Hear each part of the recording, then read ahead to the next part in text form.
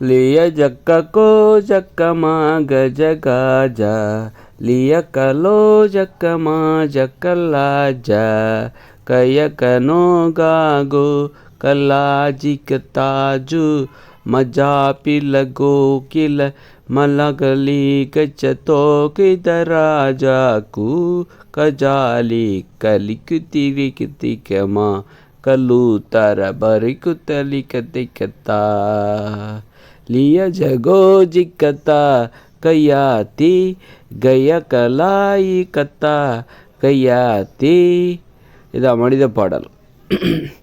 லியக்கலோ கிச்சத்தா மஜாத்தி மயக்கலோ குச்சத்தா கிஜாத்தி கிச்சனகோ ஹோ மக்கனகி ஹோ லயனகோ கனியல கச்சிக்கத்தாஜி லயனகோ கனகதி கஜகத்தாஜி பயானிகமோ கதிலா குத்தஜி கயனலோ கிச்சத்தா குச்சக்கா மயனகோ கிச்சக்கா குச்சக்கா ரயான கஜா கயான கச்சி மச்சோ பிச்ச காச்சு மகாச்சு கதா மயோ கின காச்சு மகாச்சு கதா காச்சு பலே கித்தகோ கிகா கே கித்தமா கித்தகோ கித்தனோ கியோ கலோ கித்தக்கா மயோனி மயோ கலா கித்தக்கா கச்சோச்சி பஜா பினோமா பிஜோ பினோமா பிஜுன்னகி கத்தசாமி நகோச்சோ லயனகோ சிக்கனி கத்திமா கே கயோ கித்தக்கா ஜயோ கித்தக்கா மக்கா பிக்கினி கித்திக்கி சமசேஷே. இப்படி நம்ம பாட்டு படிக்கிறோன்னு வச்சுக்கோங்களேன். இப்போ வந்து இப்படி பாட்டு படிக்கிறோம், யாராவது நம்ம குறை சொன்னால் கூட நமக்கு பெருசாக கோபம் வராது. இது நல்லா இல்லை இந்த பாட்டு அப்படின்னா ஓகே, அது நல்லா இல்லை, உண்மை தான், இது நல்லா இல்லைன்னா ஒத்துப்பாங்க, நல்லா இல்லை இந்த பாட்டு. ரொம்ப பெரிய கோபம்லாம் வராது, விமர்சனங்களை நம்மளால் தாங்கிக்க முடியும். இதுவே வந்து பெரிய இசையமைப்பாளர்கிட்ட போயிட்டு நீங்கள் அந்த பாட்டு நல்லா இல்லை, நீங்கள் பாடின பாட்டு நல்லா இல்லைன்னு சொல்லி பாருங்கள், எந்த ஒரு இசையமைப்பாளருக்கும் பயங்கர கோபம் வரும். உனக்கு என்ன தெரியும், நீ என்ன பெரிய இவனா, உனக்கு இசையை பற்றி என்ன தெரியும் அப்படின்னு கூட கேட்பாங்க. அந்தளவுக்கு, ஏன்னா அவங்களால விமர்சனங்களை தாங்கிக்க முடியாது. ஏன்னா அவங்க ரொம்ப கஷ்டப்பட்டு ஒரு பாட்டை உருவாக்குறாங்க. அப்படி இருக்கும்போது சாதாரணமாக நம்ம அந்த நீங்கள் பாடின பாட்டு நல்லா இல்லைன்னு சொன்னால் அவங்களுக்கு செம கோவம் வரும், அவங்களுக்கு தூக்கமே வராது, ஒரு பழி உணர்ச்சியே வரும். என் பாட்டை போய் சொல்லிட்டியே அப்படின்னு சொல்லிட்டு, என் பாட்டை போய் நல்லா இல்லைன்னு சொல்லிட்டியே அப்படின்னு பழி உணர்ச்சியே வரும். ஏன்னா ரொம்ப கஷ்டப்பட்டு பாடும்போது அப்படி தான். அதனால் ஒரு பாட்டை, இப்போ நான் வந்து ஒரு பாட்டு பாடுறேன், நல்லா இல்லைன்னு சொன்னால் சரி பரவாயில்ல, நல்லா இல்லையா போயிட்டு போகுது. ஏன்னா அதுக்கு நான் ஒன்றும் கஷ்டப்படுறதே கிடையாது. இது மாதிரி நான் 1008 பாட்டு பாடிக்கிட்டே இருப்பேன், நான் ஸ்டாப்பாக நான் பாடிக்கிட்டே இருப்பேன். அப்படி இருக்கும்போது அது நல்லா இருந்தால் என்ன, நல்லா இருந்தால் சந்தோஷம்தான். நல்லா இல்லைன்னு சொன்னால் அதை பற்றி எனக்கு ஒன்றும் கோவம் வராது. உண்மையாக இருந்தால் நல்லா, உண்மையாக இல்லைன்னா நல்லா தானே இருக்குது, ஏன் நல்லா இல்லைன்னு சொல்கிறாரு அப்படின்னு சொல்லிட்டு நான் போயிட்டே இருப்பேன். அதை அப்படியே மறந்துடுவேன். எனக்கு பழி உணர்ச்சியெல்லாம் வராது. என் பாட்டை போய் நல்லா இல்லைன்னு சொல்லிட்டியா, ஒன்று என்ன பண்ணுறேன் பாரு அப்படிங்கிற மாதிரி எண்ணெல்லாம் வராது. அது மாதிரி ஒரு ஓவியர்கிட்ட போயிட்டு ஓவியத்தை தொழிலாக செய்கிறார் பாருங்க, அவர்கிட்ட போய்ட்டு உன் ஓவியம் நல்லா இல்லைன்னு சொல்லி பாருங்கள், செம கோவம் அவருக்கு. அப்படியே அவருக்கு சண்டைக்கு வந்தால் கூட வருவார். நல்லா இல்லைன்னு இருந்துட்டு போட்டா, அதுக்கு எதுக்கு நீ சொல்கிற, நீ யார் அது அப்படி சொல்கிறதுக்கு, நீ ஒரு ஆர்டிஸ்டா, நீ ஒரு ஓவியரா அப்படின்னு கூட கேட்பார். அது மாதிரி கலைஞர்கள்ட்ட போயிட்டு கலையை தொழிலாக செய்பவர்கள்ட்ட போயிட்டு நீ உங்களுடைய படைப்பில் வந்து குறை இருக்குது, பிழைகள் இருக்குது அப்படின்னு சொல்லி ஏதாவது விமர்சனம் பண்ணிங்கன்னா அவங்களுக்கு செம கோபம் வரும். ஏன்னா தாங்கிக்கவே முடியாது அவங்களால. ஏன்னா ரொம்ப கஷ்டப்பட்டு அதை ரொம்ப உருவாக்குறாங்கல்ல, அதை ரொம்ப கஷ்டப்பட்டு ஒரு திரைப்படம் நல்லா இல்லைன்னா அந்த திரைப்பட நடிகரும் சரி ஏற்றுக்க மாட்டார், அந்த டேரக்டரும் ஒத்துக்க மாட்டார்.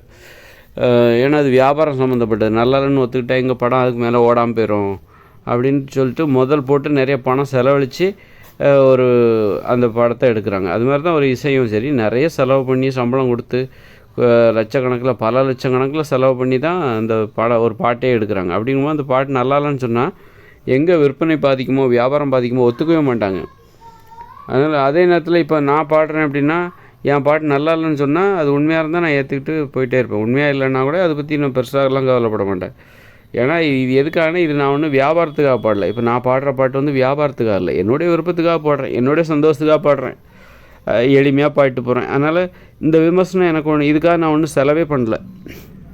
நான் ஒன்றும் பாடுவதே தொழிலாக கொண்டவரும் கிடையாது. நான் அதனால் காசு வாங்கிட்டும் நான் பாடுறது கிடையாது. சும்மா என் சந்தோஷத்துக்காக பாடுறேன். அப்படி இருக்கும்போது நல்லா இல்லைன்னு சொன்னால் எனக்கு ஒன்றும் பெரிய கோவம் வராது. நல்லா இருக்குன்னு சொல்லிட்டா உடனே எனக்கு பெரிய பல விருதுகளை வாங்கின சந்தோஷமும் எனக்கு கிடைக்க போகிறதில்ல.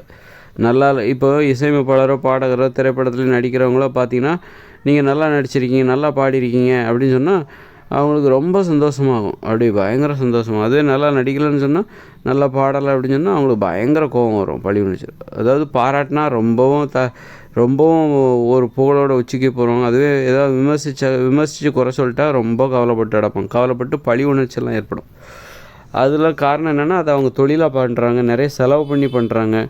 ரொம்ப எதிர்பார்ப்பு, ஒரு கூட்டு முயற்சி, கடின உழைப்பு, அதன் அடிப்படையில் அவங்க அந்த மாதிரி ஒரு கலைப்படைப்பை உருவாக்கும்போது அதை குறை சொல்லும்போது அதை அவங்களால தாங்கிக்கவும் முடியாது, அந்த ஏமாற்றத்தை தாங்கிக்கவும் முடியாது. உதாரணத்துக்கு இந்த விளையாட்டு பாருங்கள். இப்போ இந்த கிரிக்கெட் விளையாட்டில், ஃபுட்பால் விளையாட்டோ பார்த்தீங்கன்னா, அதில் தோத்தாக்கா அவங்களால தாங்கிக்கவும் முடியாது. ஜெயித்தாலும் அது அந்த வெற்றியையும் தாங்கிக்கிறது ரொம்ப கஷ்டம். ஜெயித்தாலும் தாங்க முடியாது, ஜெயித்தா கூட அதை தாங்க முடியாமல் செத்து போன ரசிகர்கள்லாம் இருக்காங்க. அது மாதிரி தோத்தா கூட அந்த தோல்வியை தாங்கிக்க முடியாமல் செத்து போன ரசிகர்கள்லாம் இருக்காங்க. வெற்றி தோல்வியை தாங்கிக்கவே முடியாது. ஏன்னா அது பிரம்மாண்டமானது, ரொம்ப கடின முயற்சி, ரொம்ப கஷ்டப்பட்டு விளையாடுறாங்க, அல்லது ஒரு ஓவியம் வரைகிறாங்க, அல்லது ஒரு பாட்டு பாடுறாங்க, டான்ஸ் ஆடுறாங்க, சினிமா எடுக்கிறாங்க அப்படின்னா அந்த விமர்சனத்தை அவங்களால குறை சொன்னாலும் பயங்கர கோவம் வருது, புகழ்ந்தாலும் அவங்களுக்கு ரொம்ப தலைகால் புரியாமல் ரொம்ப சந்தோஷப்படுறாங்க. அப்படிலாம் இல்லாமல் புகழ்ச்சியோ இகழ்ச்சியோ அது சாதாரணமாக எடுத்துக்கணும். குறை சொன்னாலும் சரி, நிறை சொன்னாலும் சரி, சாதாரணமாக எடுத்துக்கணும். அப்படின்னா நீங்கள் உங்களுக்காக பாடுங்க, உங்களுக்காக டான்ஸ் ஆடுங்க, உங்களுக்காக ஒரு ஓவியம் வரைங்க.